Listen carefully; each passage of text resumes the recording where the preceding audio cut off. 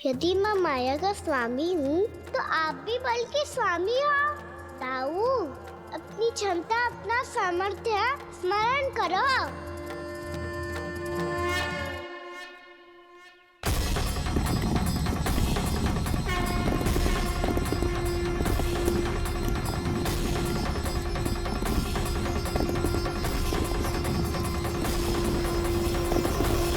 इससे पहले कि वो कंदरा का द्वार खोल के तुम्हारे सखाओं को बाहर निकाले, मैं तुम्हारे प्राण ले लूंगा कृष्ण।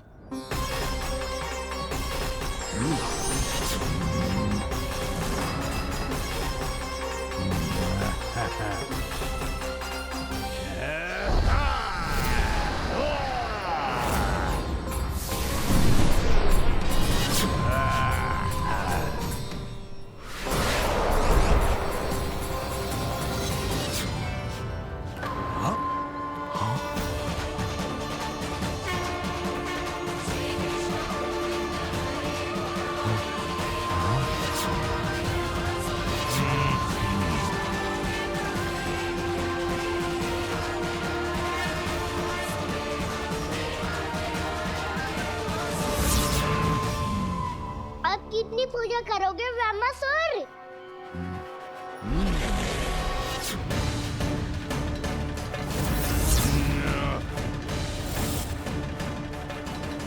प्रभु तो खेल खिला रहे हैं इससे, और ये खेले जा रहा है विवश होकर, उनकी माया से बाध्य होकर।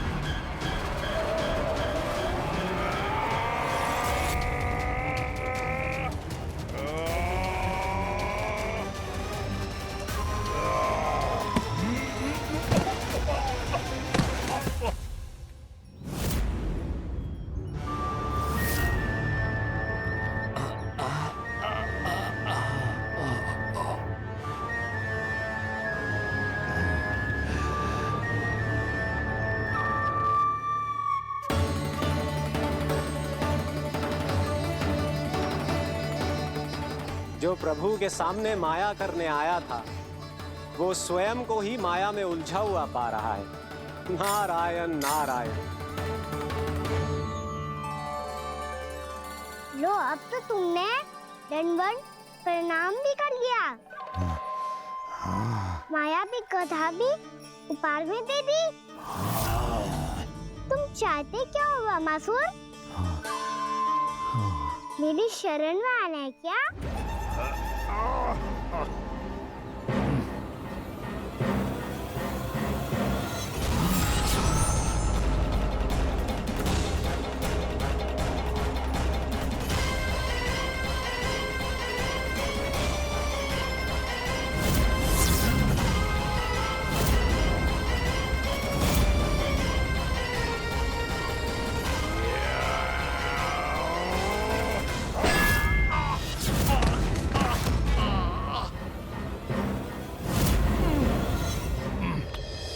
सोच विचार का समय ना है हमारे पास। अपने बालकों की रक्षा के लिए इसी क्षण हमें निकलना होगा। और वो छलिया किसी का भी रूप धारण कर सकते है। सुलक्षणा तेरा, शांति तेरा या मेरा, किसी का भी रूप धारण करके हमें भ्रमित कर सकते हो। इसीलिए हमें सतर्क रहना होगा। समझ आई? चलो।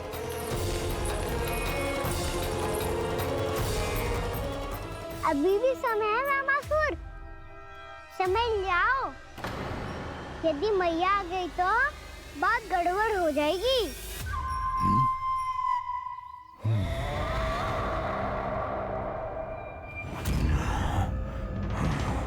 मुझसे झूठ का कोई लाभ नहीं होगा।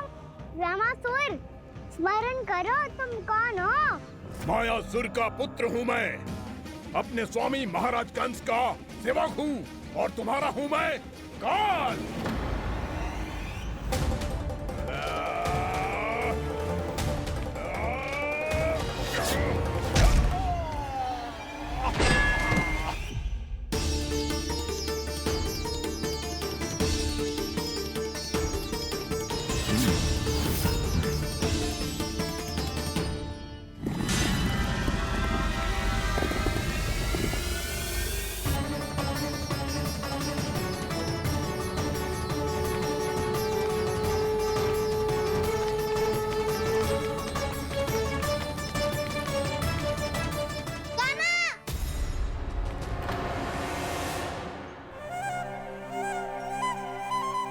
बाबा कहते हैं दुष्टों को पहले बातों से समझाना चाहिए, फिर भी ना माने तो अस्त्र ना उठाना कायरता होती है।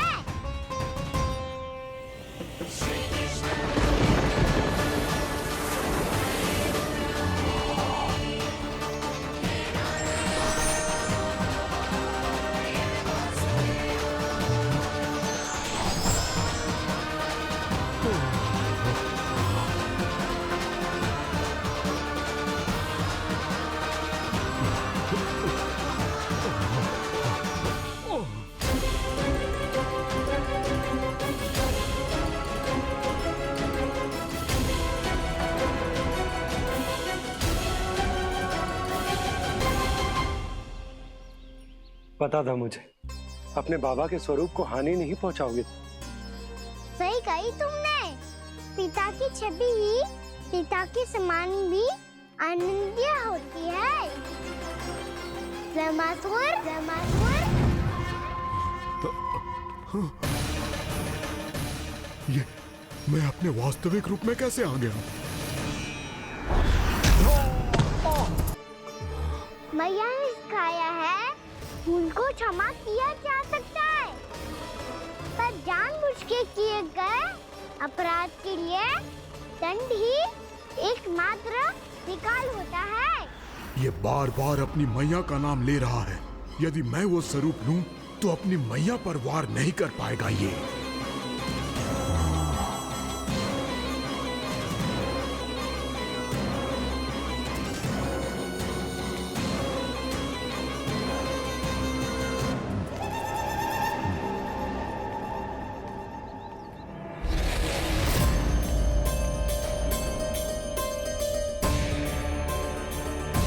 लल्ला, मैं तेरी मैया हूँ, अपनी मैया को मारेगा? बच गया। समझाया था, पर तुमने एक बार फिर से मूर्खता कर ही दी। इस पर तुमने पहले से भी बड़ी और पहले से भी भयंकर भूल किया ब्रह्मासुर।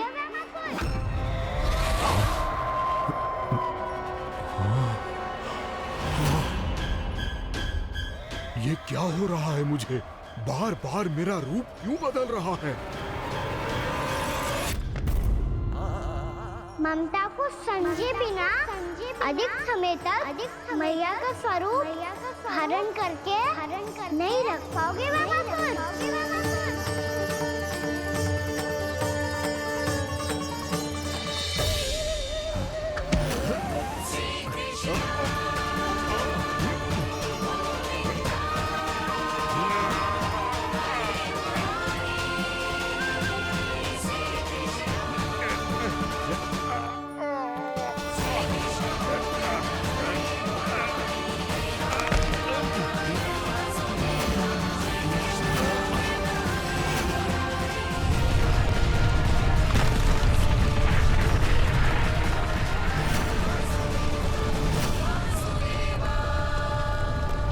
प्रभु के क्रोध से धरती भी कांपने लगी है।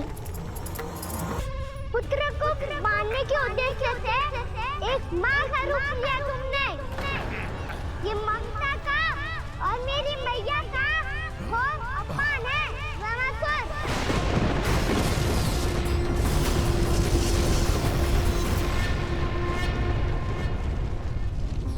इससे पहले इस असुर के कारण निर्दोष प्राणियों का कोई अहित हो, मुझे कुछ करना होगा।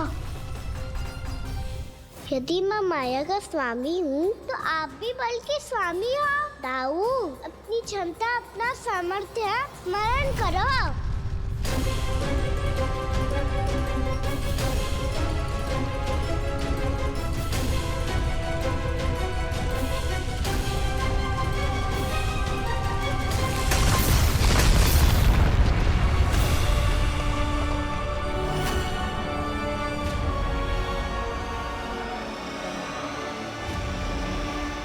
अद्भुत बल दाऊ, अद्भुत। अपने बल का उचित प्रयोग करके आपने प्राणियों को हानि होने से बचा लिया। और ये भी सिद्ध कर दिया कि इस युग में आपसे अधिक बलवान और कोई नहीं होगा। आज से आप बलदेव के नाम से भी जाने जाएंगे। आज से आप बलदेव के नाम से भी जाने जाएंगे। आपके चरणों का ये चिन्ह युगों युगों तक आपके बल की कथा कहता रहेगा। बलराम का चरण चिन्ह।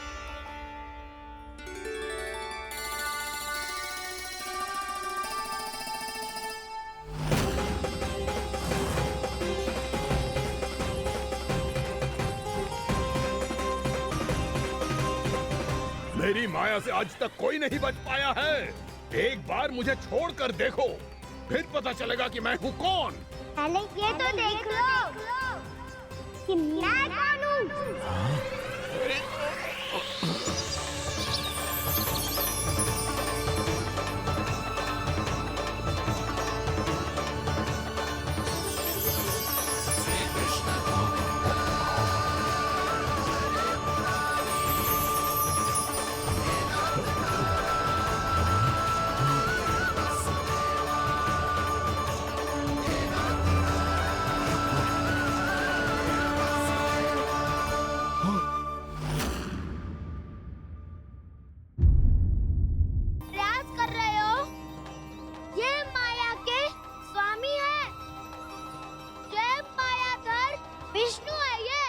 अच्छा, तो होते रहे। मैं तो इनकी हत्या करने आया हूँ और हत्या करके ही जाऊंगा। जाओ, आप सखाओ को बचाओ, मैं इनका सामना कर लूंगा। पर कान्हा, अभी आप ही ने तो कहा था माया का स्वामी हूँ मैं।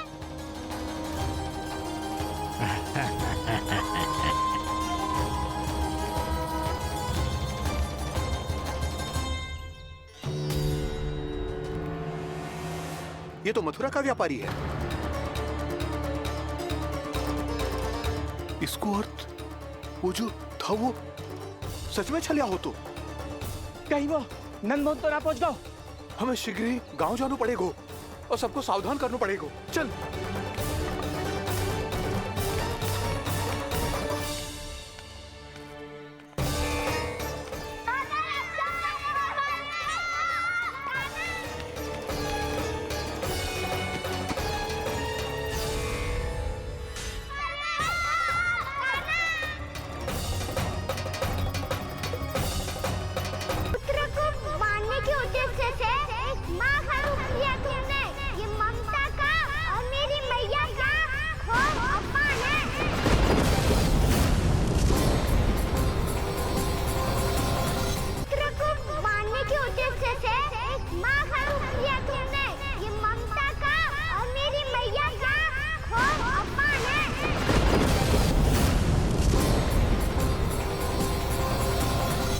अगले हफ्ते देखिए कान्हा की महालीला।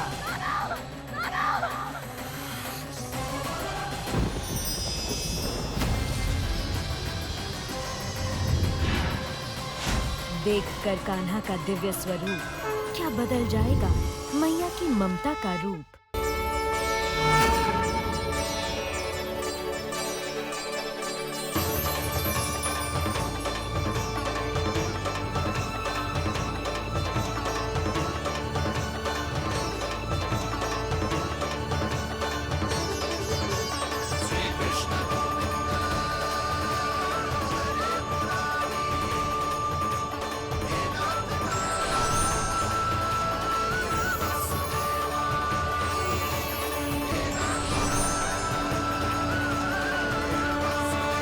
कुछ वरन आया हुआ मथुर।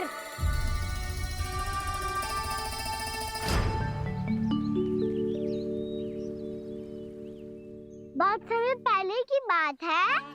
बहुत बड़े भूमाकर राज करते थे तुम्हें महान राजा भीमम के नाम से जाना जाता था। सब कुछ था तुम्हारे पास, पर शांति नहीं थी। इसीलिए शांति की खोज में अपना संपूर्ण राज अपने पुत्रों को सौंप कर मलय पर्वत की ओर चल दिए। अनेक वर्षों की तपस्या के बाद तुम्हारे तप की कीर्ति चारों ओर फैलने लगी और फिर सचिव तपस्वी की धूप में तुम्हारी ख्याति से प्रभावित होकर महर्षि उलट तुमसे भेंट करने आए। राजा भीमरथ, आपने ईश्वर की प्राप्ति के लिए सब कुछ छोड़ दिया, पर अपना अभिमान नहीं छोड़ पाए। इसीलिए मेरे आगमन पर सम्मान के साथ खड़ा होना तो दूर, मेरा अभिवादन भी नहीं किया। अभिमान तपस्वी का गुण नहीं होता है राजन, अभिमान राक्षसी गुण है। इसलिए मैं आपको श्राप देता हूं कि आप अगले जन्म में एक राक्षस के रूप में जन्म लेंगे, एक राक्षस के रूप में जन्म लेंगे। मुझे क्षमा कर दीजिए महर्षि, मैंने जानबूझकर आपका अपमान नहीं किया है। मैं तो यहाँ पर शांति की खोज में आया था। अपने भीतर के संसार में गहरे सोच विचार में डूबा हुआ था मैं। मुझे क्षमा कर दीजिए महर्षि, मुझे क्षमा कर दीजिए। अपनी भूल का आभास प्रायश्चित की ओर पहला पग होता है। मैं अपना श्राप तो वापस नहीं ले सकता, परंतु आपको एक वचन अवश्य दे सकता हूँ। जब भी प्रभु नारायण का अवतार होगा, आपको उचित समय पे वो वरदान देंगे जिसकी आप लंबे समय से प्रतीक्षा कर रहे हैं।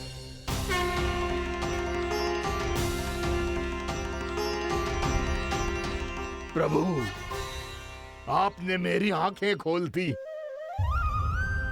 अब मुझे पता चल गया है कि आप कौन हैं और मैं कौन हूँ। इसलिए आप मुझ पर कृपा करके अपने चरणों में स्थान दे दीजिए। मुझे वो शांति प्रदान कीजिए जिसकी खोज में मैं वर्षों से भटक रहा हूँ।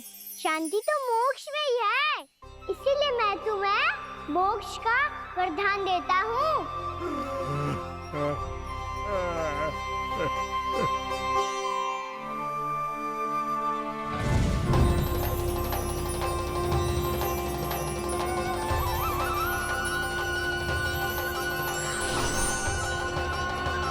प्रभु की ये लीला सदैव स्मरण रखी जाएगी। इस स्थान को इनका आशीर्वाद मिलेगा और इस कंदरा को व्योमासुर की कंदरा के रूप में पहचाना जाएगा। भविष्य में अनेक ऋषि मुनियों की शरण स्थली बनेगी ये कंदरा। दीदी, ये कोई साधारण बालक ना है। ऐसा चमत्कार कोई साधारण बालक थोड़ी ना कर सकते है। तुम सत्य कह रहे थे बलराम, गाना सच्चे में भगवान ही है। तभी तो सब देवता इसे बसाने और इसकी ओर से युद्ध करने आते हैं। तुम सब ऐसे आंखें फाड़ के क्यों देख रहे हो मुझे?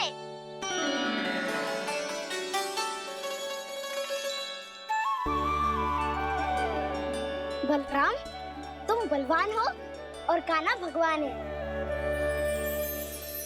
दूर दूर तक कोई दिखाई न दे रहा है। ना जाने किस हाल में होंगे बालक। कहीं हम ही तो मार्ग ना भटक गए शीघ्रता के चक्कर में। अब तो एक पग भी ना चलो जा रहे हो। जल, किसी के पास जल है क्या? कंठ तो मेरा भी सूख रहा है मौसी। भाभी, निकट ही जमुना जी है, कहूँ तो वहाँ से जल ले आओ। मैं भी जा रही हूँ भाभी, एक से भले दो। हाँ चल, शीघ्रता से आओ। हाँ।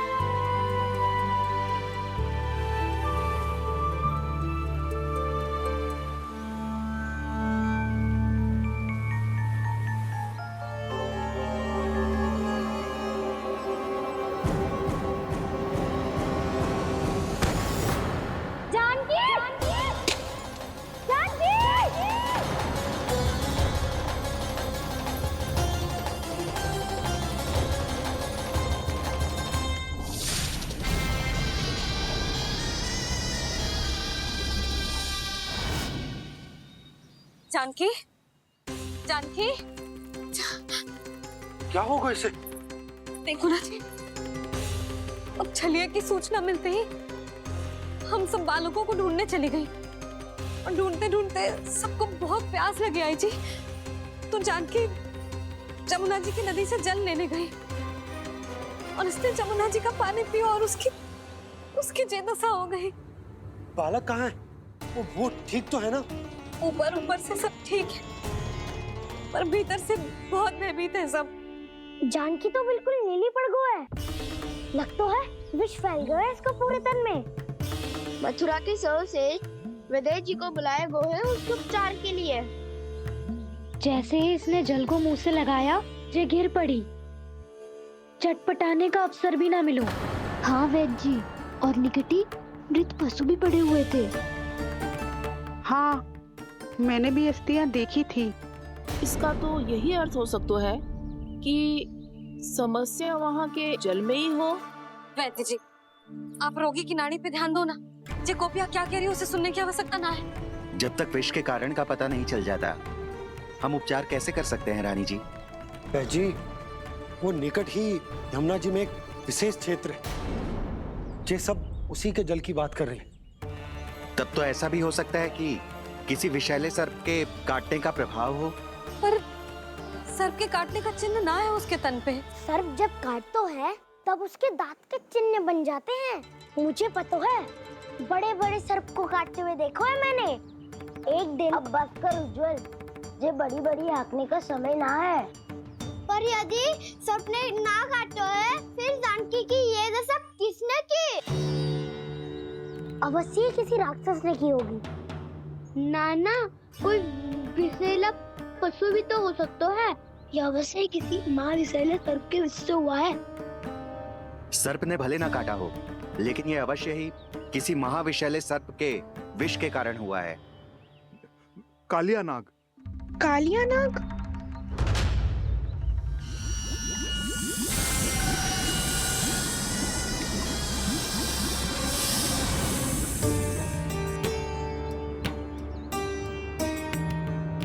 संकेतों से तो ऐसा लगता है कि जानकी ने कालिया नाग के क्षेत्र के विशाल जल पी लियो है। कालिया नाग एक लोक श्रुति है, कल्पना में गढ़ी हुई एक कथा, और कछु न है। हमें जाके पता लगाना पड़ेगा। पर हमें वहां जाने से मना किया है ना बड़ों ने। उज्जवल सही कह रहे हो है। इस समय जानकी के स्वार्थ से अधिक महत्वपूर्ण और कछु ना है। जानकी हमारे लिए ही जलाने गई थी जी। ना मैं उसे जाने देती ना जैसा वो तो। वैद्य जी, आप शीघ्र कछु करो, कैसे भी कछु भी करो, पर इसके प्राण बचा लो। यशोदा, धैर्य रखो, श्री नारायण पर विश्वास रखो, वो सब ठीक करते हैं।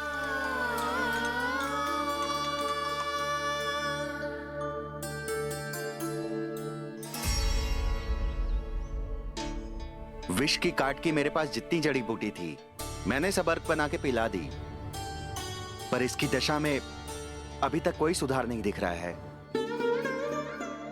यह अंतिम जड़ी बूटी है। अगर इससे भी चमत्कार नहीं हुआ, तो फिर जो नारायण की इच्छा।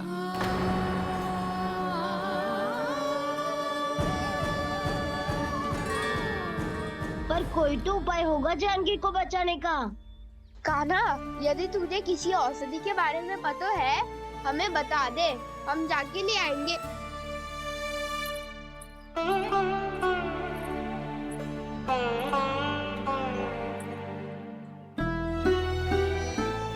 हे नारायण, हे प्रभु, मेरी जानकी के प्राण बचा ले प्रभु। या तो मैं अपने आप को कभी क्षमा न कर पाऊंगी। ये सारी मेरे ही कारण बनाई थी। उसकी रक्षा करो प्रभु, मेरी पुकार सुनो। कान्हा, तूने हमें बकासुर से बचाया था ना? और बकासुर से भी तो, और छलिया से भी तो तूने ही बचाया था ना हमें। क्या ऐसा कोई उपाय ना है जानकी को बचाने का? धन्वंतरी,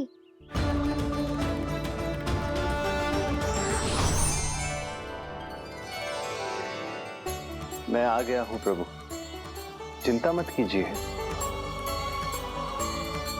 आपके आदेश का पालन अवश्य होगा। यशोदा मैया,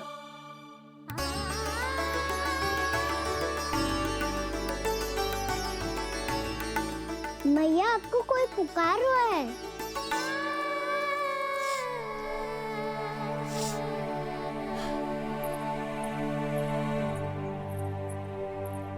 चिंता मत करो मैया, अब धन्वंतरी जी आ गए हैं, वो सब संभाल लेंगे।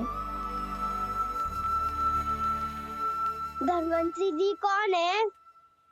जिन्होंने संसार का आयुर्वेद दिया, आरोग्य के देवता, वे श्री नारायण के अवतार।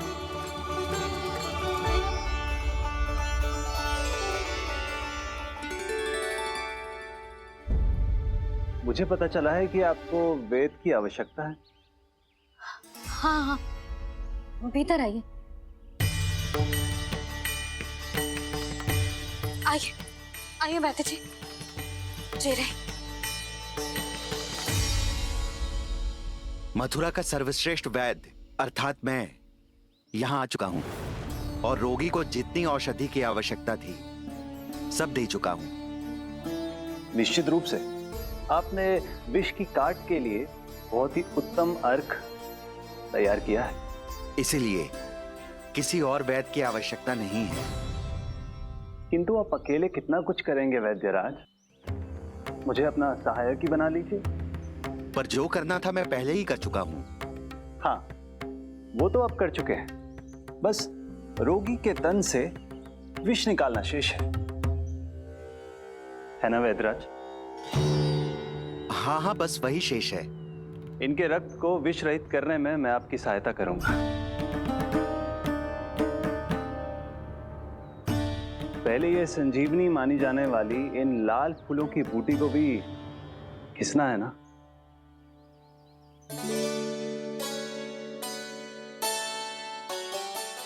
हाँ हाँ, तुम सही कह रहे हो, इसे अच्छे से घिसो।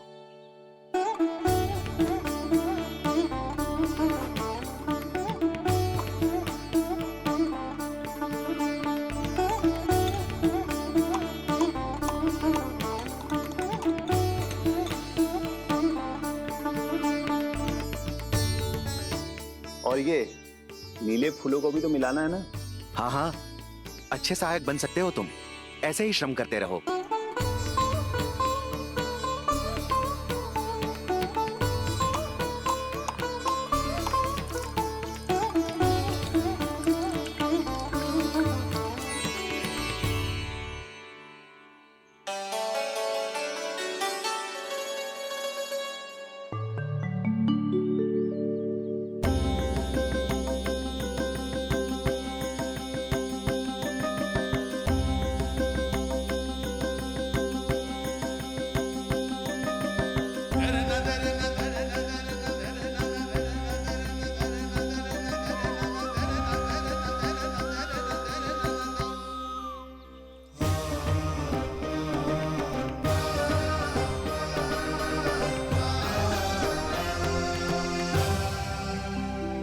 जानकी स्वस्थ हो जाएगी ना धन्वंतरी जी?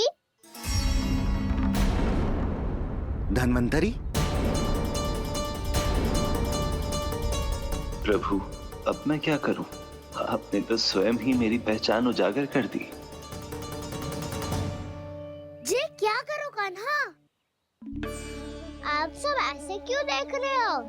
मैया कहती है ना, सभी वैद्य धन्वंतरी जी का ही रूप होते हैं। वाह कृष्णा, चतुर तो हो तुम। वैसे वास्तविक धन्वंतरी मैं हूँ, मेरा अर्थ है वास्तविक वैद्य मैं हूँ। ये तो मेरा सहायक है, मुझे पूरा विश्वास है बिल्कुल ठीक हो जाएगी। वैसे ही थोड़े ना मुझे मथुरा का सर्वश्रेष्ठ वैद्य कहते हैं लोग।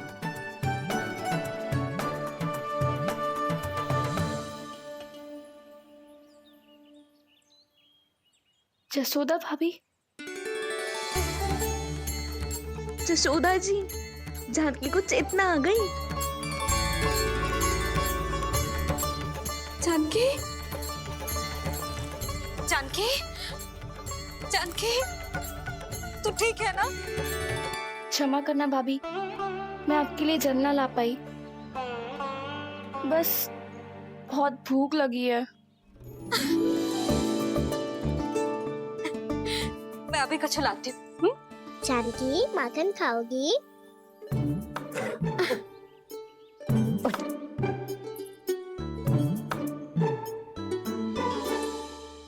आजा, तू ही खिला दे लल्ला।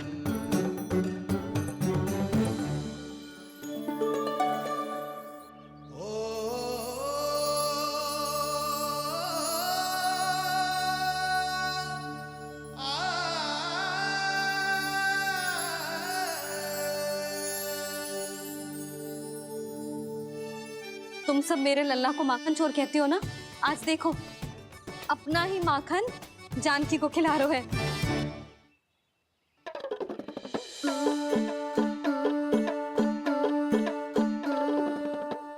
सदैव तू हम सबकी सेवा करती हो, आज मैं तुम्हारी सेवा करूंगा। जानकी की जिज्ञासा तब हुई जब जय यशोदा काकी की सेवा कर रही थी, और अब देखो स्वयं भगवान ही इसकी सेवा कर रहे हैं। जानते हो इससे क्या सिद्ध होता है? जो भी यशोदा मैया की पूजा करेगा, अर्थात अपने माता पिता की सेवा करेगा, उनके साथ सम्मान से व्यवहार करेगा, ईश्वर स्वयं उसका ध्यान रखेंगे। कभी धन्वंतरी के रूप में तो कभी स्वयं कान्हा के रूप में। भक्त और भगवान का देखो कैसा ये अनुराग,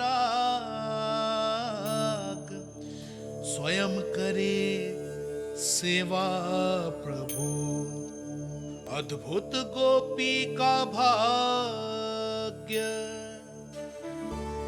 प्रभु इन सब पृथ्वीवासियों से कितना घुल मिल गए हैं। ना तो ये प्रभु को भगवान मानते हैं और ना ही प्रभु अपने आप को इनसे सर्वश्रेष्ठ समझते हैं। अपने आचरण से ये सिद्ध कर रहे हैं कि ये सभी में हैं और सभी इनका ही अंश है।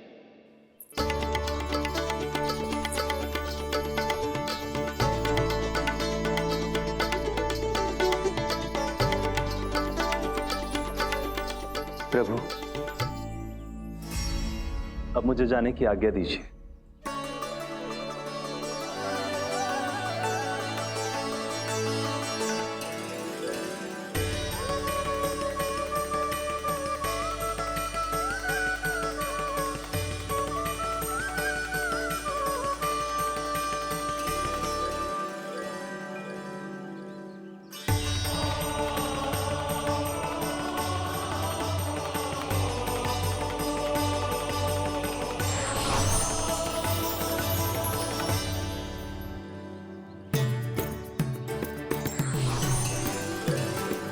कान्हा ने तो सच्ची में धन्वंतरी जी को बुला लिया था।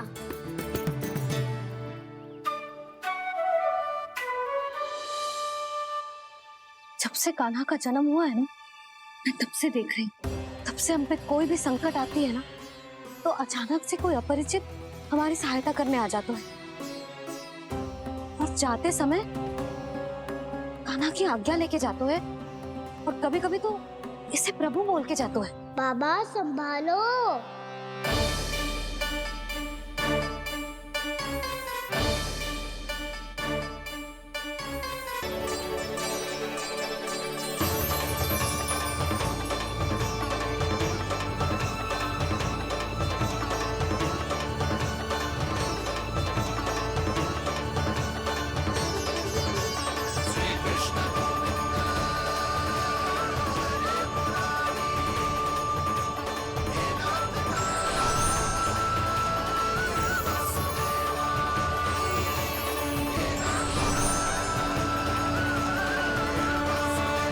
कुछ वरण आया हुआ मसूर।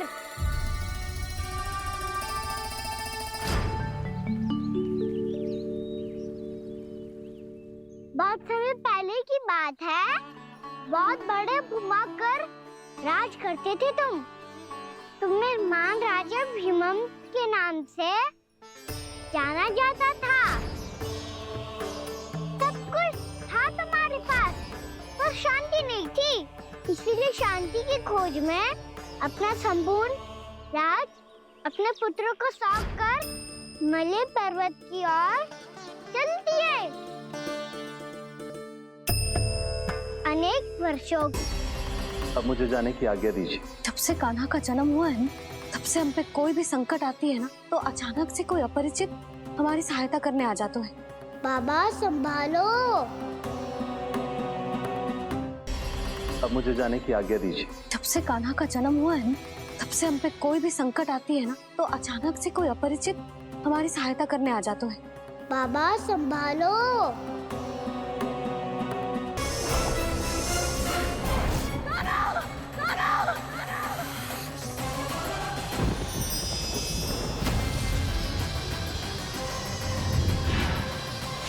देखकर कान्हा का दिव्य स्वरूप क्या बदल जाएगा मैया की ममता का रूप। से कान्हा का जन्म हुआ है ना, मैं तब से देख रही हूँ।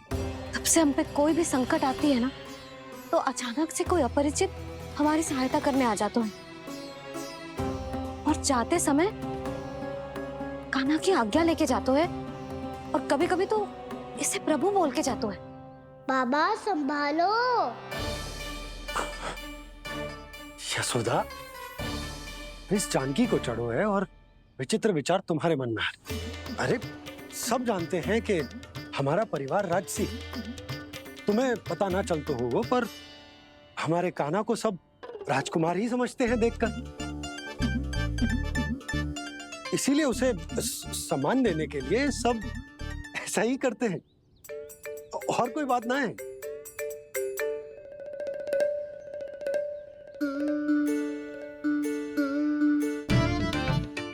अब जे मेरे लल्ला को ऐसे क्यों घूर रहे हैं? बुरी दृष्टि लगाएंगे क्या? वैद्यराज जी, आपके सहायक तो गए, अब आप यहाँ क्यों हो? वो क्या है ना, मैं अपने रोगी का निरीक्षण करके पूरी तरह से संतुष्ट होकर ही जाता हूँ।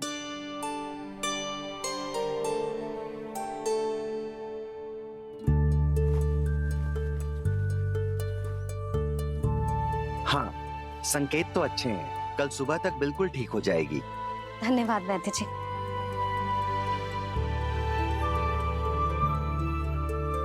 बस तो फिर हम कल पकड़न पकड़ाई खेलेंगे जानकी।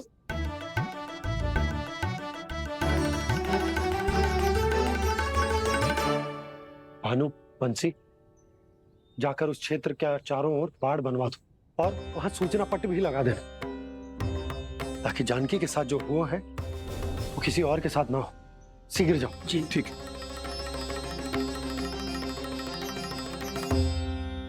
बाड़ और सूचना पट लगवाने से समस्या का समाधान नहीं होगा बाबा। निर्दोष पशु सूचना पट देखकर भी कुछ समझ नहीं पाएंगे।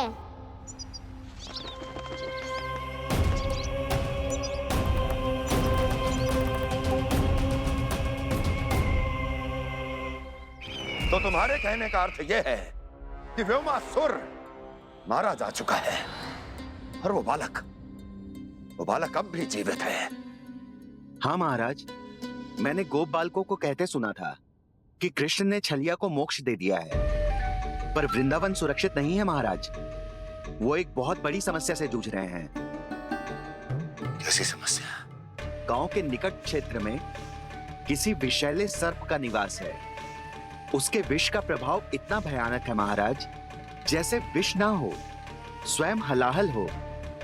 मेरी कोई भी औषधि रोगी का उपचार नहीं कर पा रही थी। निकट के क्षेत्र में कहाँ है वो सर्प? गोप मानते हैं कि वो सर्प गांव के निकट यमुना नदी के जल में रहता है। मुझे तो लगता है महाराज, ये कालिया नाग की कथा कोई किंवदंती या लोक श्रुति नहीं, एक सच्चाई है, एक विशैली सच्चाई।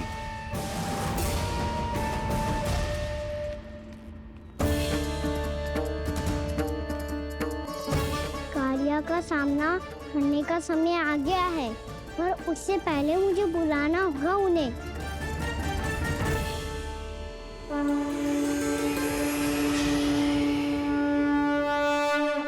संसार के दारुण भय का नाश करने वाले, सभी कष्टों का हरण करने वाले, विश्व का समस्त ऐश्वर्य प्रदान करने वाले, कमल जैसे लोचन, मुख और चरणों वाले आजानुभुज श्री राम को मैं बार बार नमस्कार करता हूँ। आपदामपहर्तारं दातारं सर्व संपदा लोकाभिरामं श्री रामं भूयो भूयो नमाम्यहम्।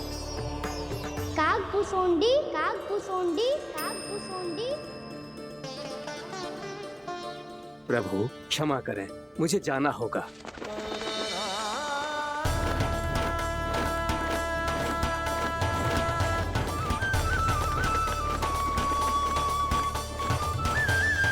प्रणाम प्रभु। अनेक बार मैं आपके दर्शनों के लिए आया प्रभु। कभी नंद भवन के झरोखों से आपके दर्शन करके चला जाता था, तो कभी दूर किसी वृक्ष की आड़ से आपको निहार लिया करता था। आज आपने स्वयं मुझे बुलाकर धन्य कर दिया प्रभु।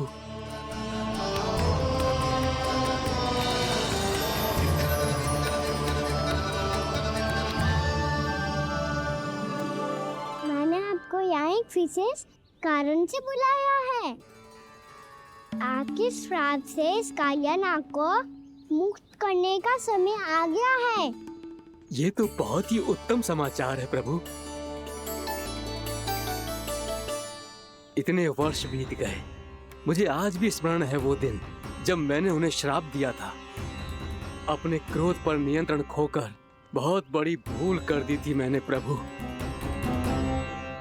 बीती हुई घटनाओं पर दुखी होके कोई लाभ नहीं है। हमें भविष्य की ओर देखना होगा।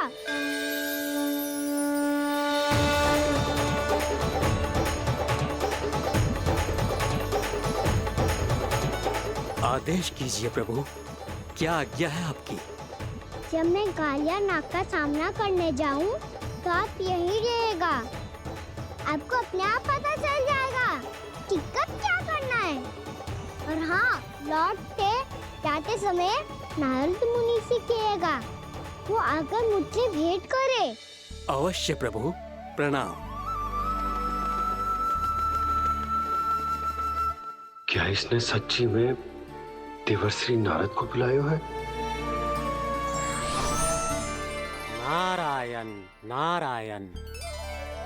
आपको संदेश भेजने की आवश्यकता नहीं थी। आप स्मरण करते और मैं चला आता। तुम्हारा कल्याण हो नारद।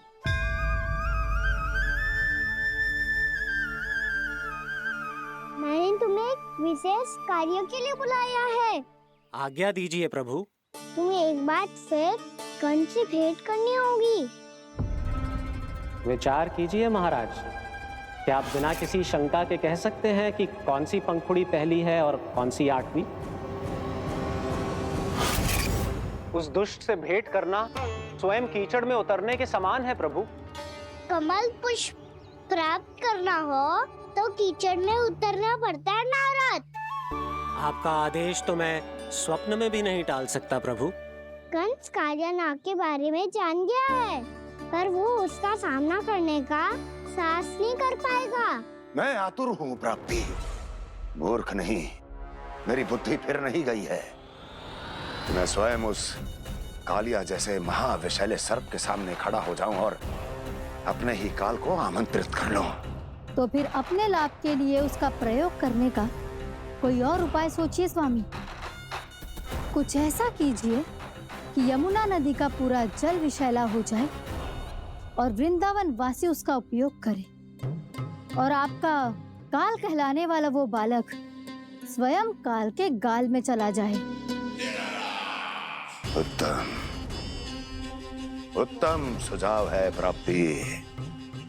अब मुझे उस कालिया तक पहुंचने का मार्ग ढूंढना होगा, उसको विवश करने का कोई उपाय ढूंढना होगा, क्योंकि व्यक्तिगत रूप से उससे भेंट करना असंभव है, असंभव। आप सही कह रहे हैं प्रभु। कंस में उतना सामर्थ्य नहीं कि वो कालिया नाग का सामना स्वयं कर सके। वैसे तो कालिया गरुड़ देव का भी सम्मान नहीं करता, तो फिर वो कंस का सम्मान क्यों करेगा भला? नहीं करेगा, पर कंस तुम्हारा सम्मान अवश्य करेगा। नारद तुम्हारी बातें भी सुनेगा और मानेगा भी। ये मेरी योजना का बहुत ही महत्वपूर्ण भाग है। तुम कंस के पास जाओ और कहो कि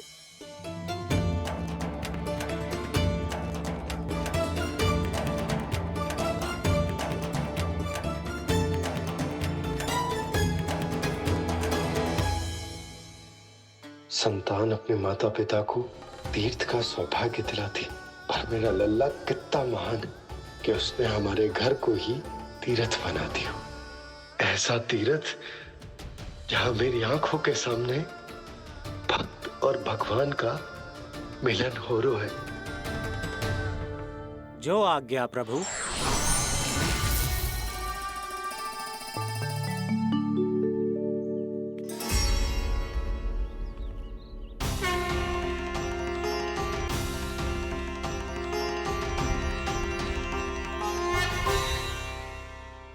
बाबा।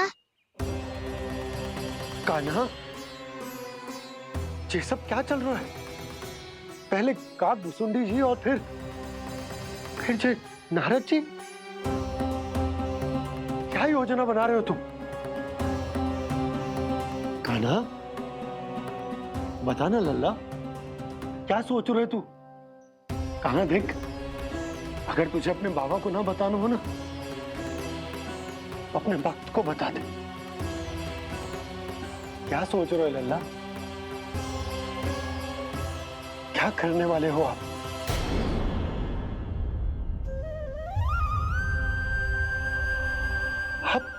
आप इतने दुखी क्यों हो? कान्हा, कान्हा, क्या होगा?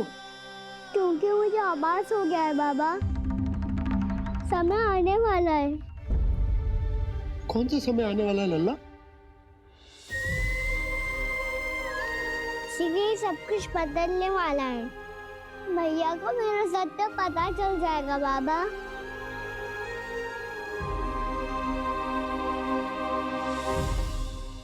पर लल्ला, इसका काक भुसुंडी और कालिया नाग से क्या संबंध है? ऐसा क्या हुआ था और क्या होने वाला है?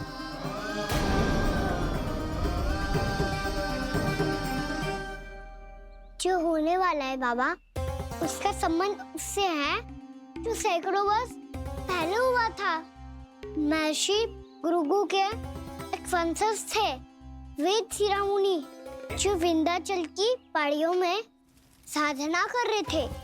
तभी वहाँ अश्वशिरा नाम के एक दूसरे मुनि आमंत्रण के बिना ही आ गए। कितना सुंदर और शांतिपूर्ण आश्रम है। यहाँ प्रभु की साधना करने में बहुत आनंद आएगा। शीघ्र ही अश्वशिरा मुनि उपस्थिति के कारण होने वाले व्यवधान से बाध्य होकर वेद शिरा मुनि ने अपनी आंखें खोली। कौन हो तुम और यहाँ क्या कर रहे हो? आपके आश्रम में बहुत शांति है मुनिवर। साधना करने के लिए बहुत ही उत्तम स्थान है ये। मैं चाहता हूँ कि मैं भी यहाँ। आप यहाँ साधना करना चाहते हैं, लेकिन इतना भी नहीं जानते कि किसी के आश्रम में प्रवेश करने से पहले उसकी आज्ञा लेनी चाहिए। आप ये भी नहीं जानते कि यदि कोई यज्ञ कर रहा हो तो बिना अनुमति के वहाँ प्रवेश करने से उसकी यज्ञ साधना भंग हो सकती है। आप क्या साधना करेंगे मुनि? आप तो साधना के योग्य ही नहीं हैं। इतना अपमान! एक मुनि के मुख से इतने कड़वे शब्द शोभा नहीं देते। मैं तुम्हें श्राप देता हूँ, जितनी विषैली तुम्हारी जिह्वा है उतने ही विषैले सर्प बन जाओ तुम। और ऐसा सर्प जो सांस भी ले तो निकट का वातावरण दूषित हो जाए। तुम्हारे इस दुस्साहस के लिए मैं तुम्हें श्राप देता हूँ कि तुम अभी इसी क्षण कौवा बन जाओ, और ऐसा कौवा जो कांव कांव करके अनर्गल प्रलाप करता रहे।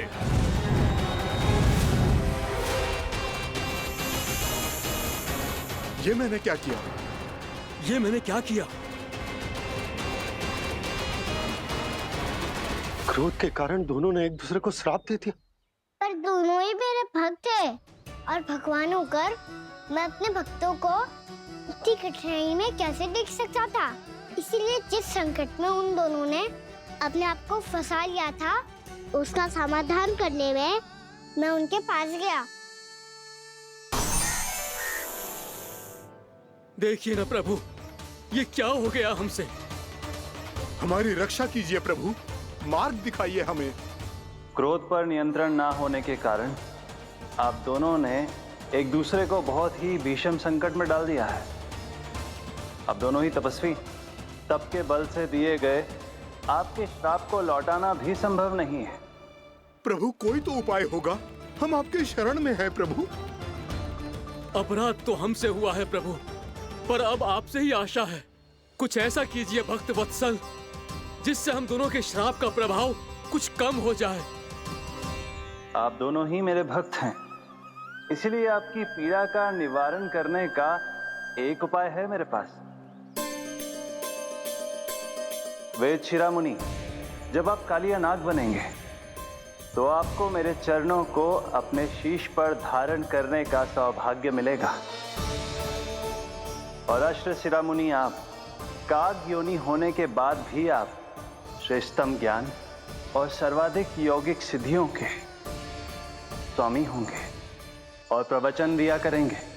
इसके बाद अश्वशिरा मुनि काक भुसुंडी बन गए, जिन्होंने आगे चलकर सेम करूप देव को रामायण सुनाई।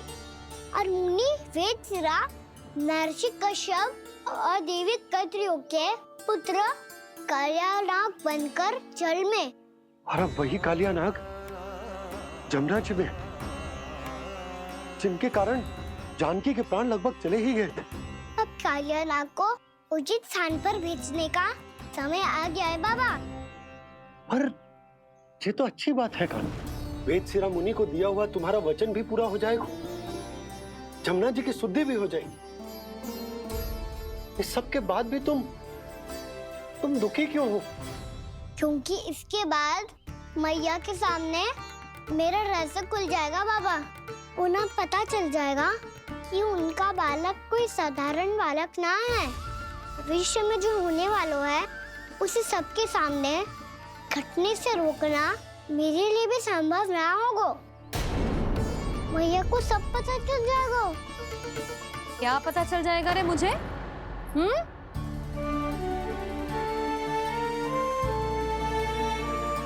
यही कि सबसे अधिक प्रेम मैं आपसे ही करता हूँ। अब बस भी कर, चलो भोजन के लिए बुलाने आई थी तुम दोनों को। भूखा थोड़े ना रहने दूंगी अपने लल्ला को, मेरा लल्ला दुर्बल हो जाएगा ना।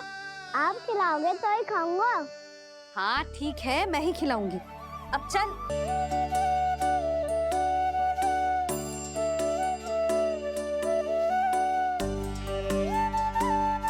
मैया खेलो ना मेरे साथ। मैया सुनो ना, मेरी बात ना मानोगी?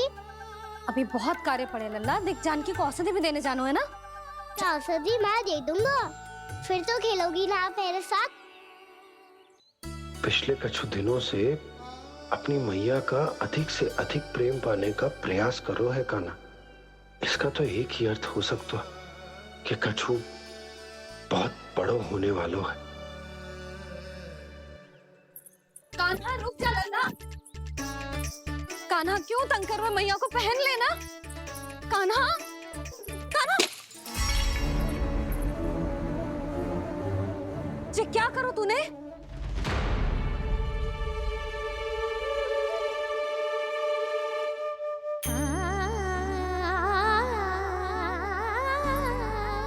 अच्छा ठीक है, अब मुंह लटकाने की आवश्यकता ना है। ये ले।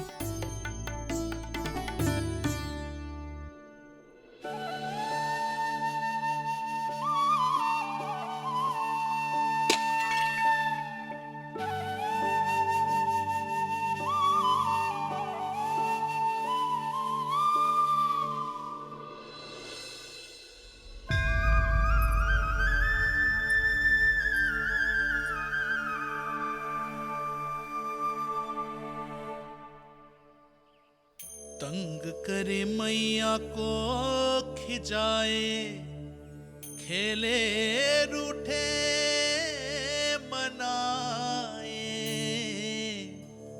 लीला अनोखी करके शरारत, कान्हा दंड भी पाए।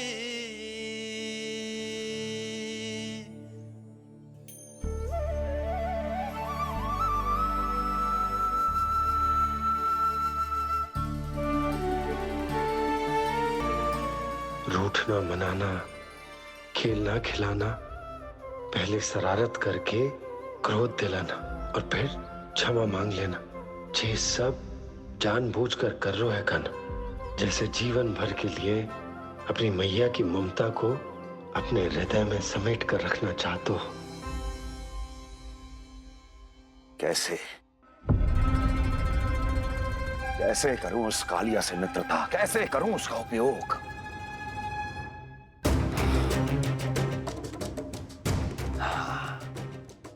उस पर आक्रमण कर देता हूं और उसे किसी ना किसी तरह से यह विश्वास दिला देता हूं कि यह आक्रमण उस विष्णु अवतार ने किया है। फिर वो क्रोध में आकर सारे वृंदावन वासियों को अपने विष से समाप्त कर देगा। उचित है, ये उचित है। नारायण हरि, नारायण हरि।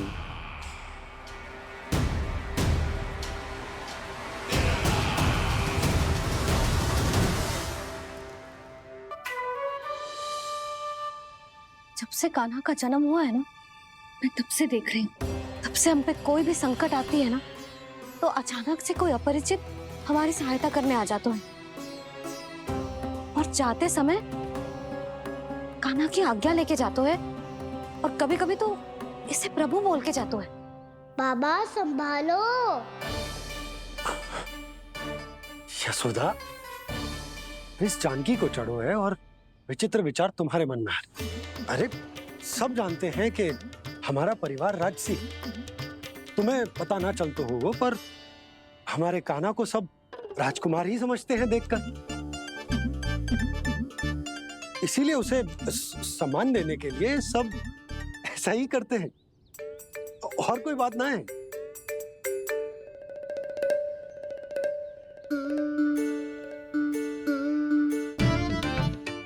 अब जे मेरे लल्ला को ऐसे क्यों घूर रहे हैं? बुरी दृष्टि लगाएंगे क्या? वैद्यराज जी, आपके सहायक तो गए, अब आप यहाँ क्यों हो? वो क्या है ना, मैं अपने रोगी का निरीक्षण करके पूरी तरह से संतुष्ट होकर ही जाता हूँ। नारायण हरि, नारायण हरि।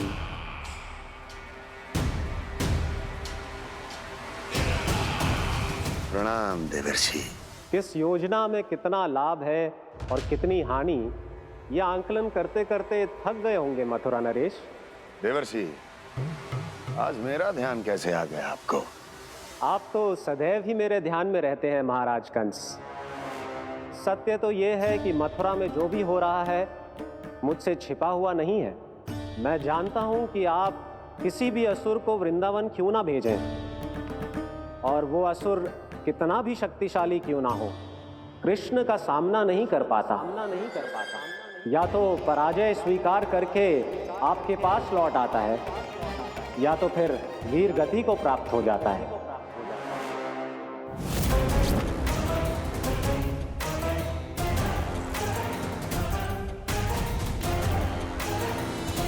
वाह, मुझे मेरी असफलताएं स्मरण कराने आए हैं, मेरे घाव को खुरेदने आए हैं, उन पे नमक छिड़कने आए हैं।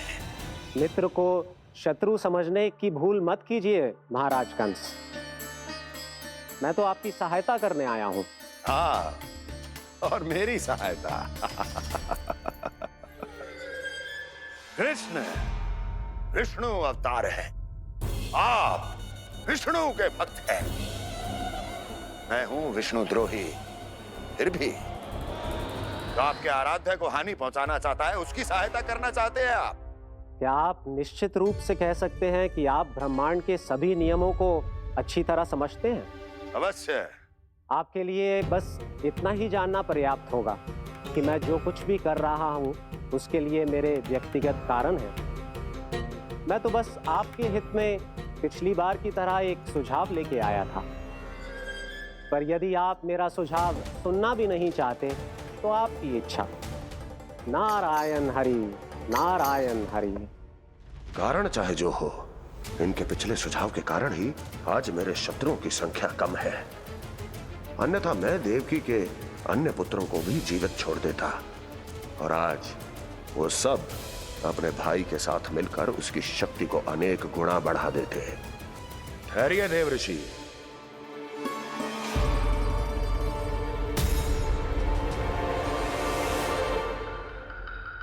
बताइए, क्या सुझाव है आपके पास? मेरे सुझाव का नाम है कालिया नाग।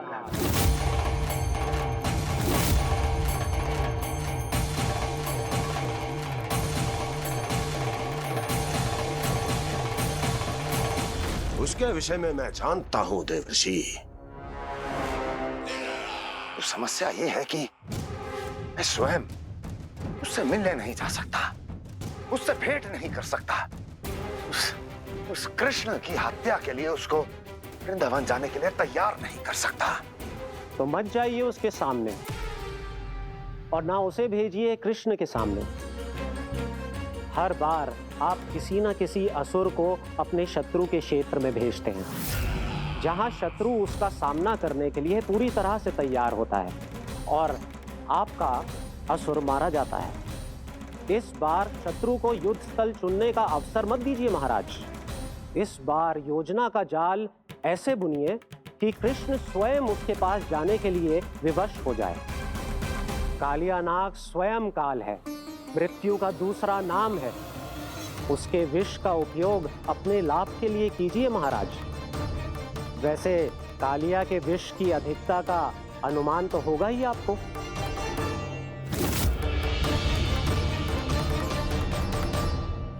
एक बार जो उसके क्षेत्र में पहुंच गया, फिर उसके विष से बचना असंभव है।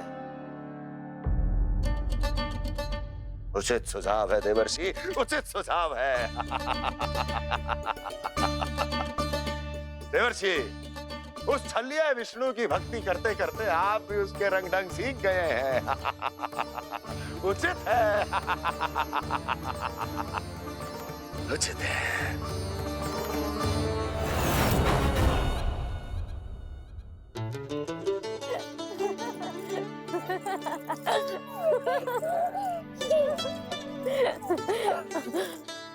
बस बस, बहुत आनंद ले लियो लला। बस अब दूध पी ले। ठहर ठहर, गर्म है। जी ले। ले भी।